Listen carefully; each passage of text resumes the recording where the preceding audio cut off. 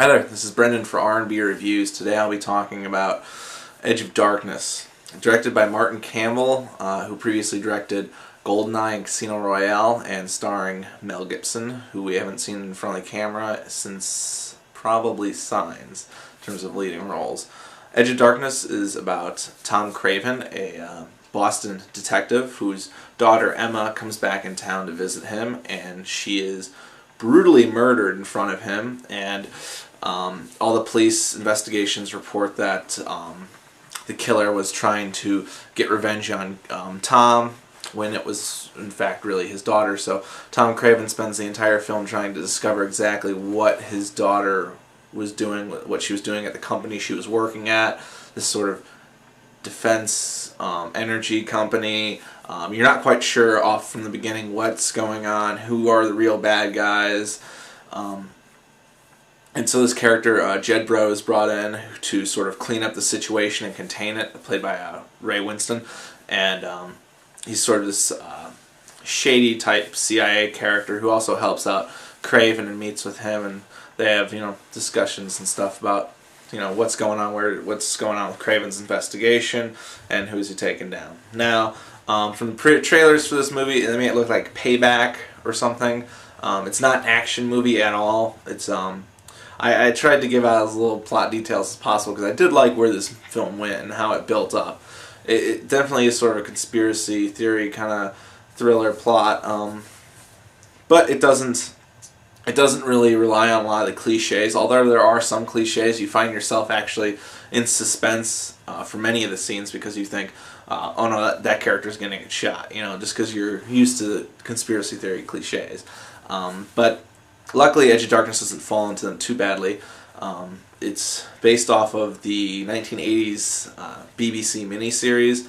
I've heard good things about the miniseries, and I've seen parts of it. Not enough to really draw any real comparison, but I'm definitely way interested in seeing this miniseries because the film definitely felt like it could be longer. They could explain things. They could go deeper into different elements. Martin Campbell also directed the original miniseries, so that's good. That his sort of a touch from someone who worked on the original project to now, because from what I understand, Edge of Darkness is like huge in Europe, and yet I haven't heard about it till this movie came out. I was greatly looking forward to the film. Luckily, Mel Gibson delivers. He gives out a sort of Boston accent. Luckily, he kind of leaves it at the door for some scenes. Other scenes, he tries to use it pretty heavily, and it doesn't quite work out. But Mel does a really good job here. He isn't in your face like the characters who he's discussing in the movie with his daughter. He isn't getting in their face with a gun saying, tell me, what the hell was she doing, blah, blah. He's just gentle. He's a little more laid back this time. It's sort of a different kind of Mel than we're used to. He's not getting in people's faces like, the trailer features, his angrier side, in the movie, which you see in a couple scenes. And the action in the movie, this is not an action movie. I don't want to confuse people who think they're going in here to see, Rambo with Gibson. It's not. But the action scenes do happen, and when they do happen, it's sudden and it's brutal as hell.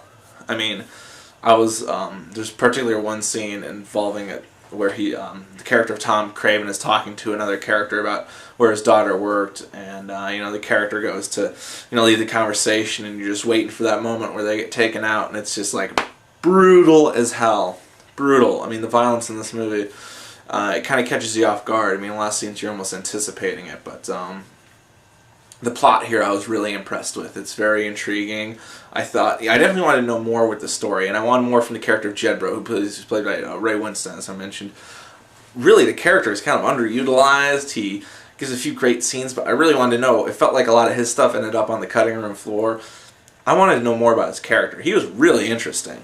Granted, I could barely hear what he was saying in most of the scenes because he whispers his way through most of his dialogue scenes, but just a really cool character. I wanted to know more about sort of the his side of things as opposed to the Tom Craven side of things. But the intrigue and the way the conspiracy unfolds, I think, was really good. I frankly, there's no like big twist moments or anything like that. I mean, pretty much when they show you who the bad guys are, you get a sense of who they are, from that point in the movie.